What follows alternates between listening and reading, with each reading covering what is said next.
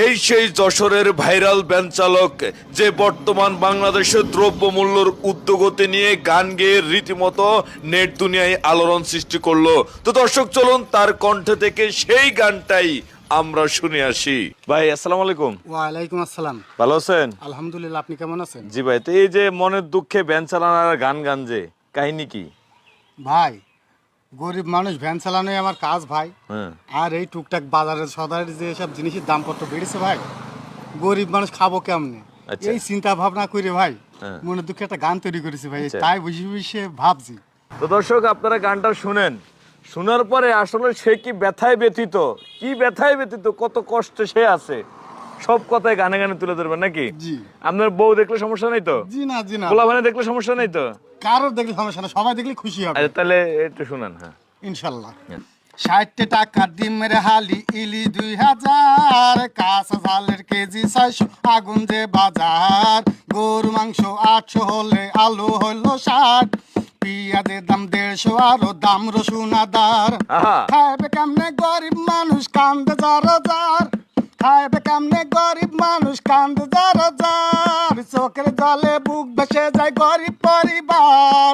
60 টাকা ডিমের হালি ইলি 2000, কাঁচা ঝালের কেজি 600, আগুন যে বাজার।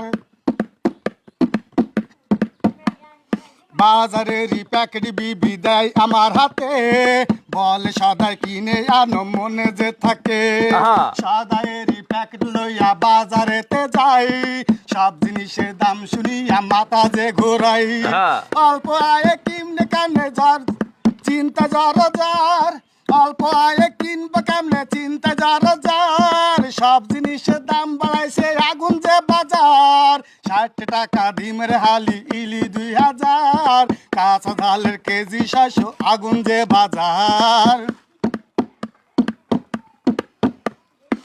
আগে যুগে ছিল ভালো 100 নিলে হাতে, প্যাকেট ভর্তি আসতে সাদে ফিরত টাকার সাথে।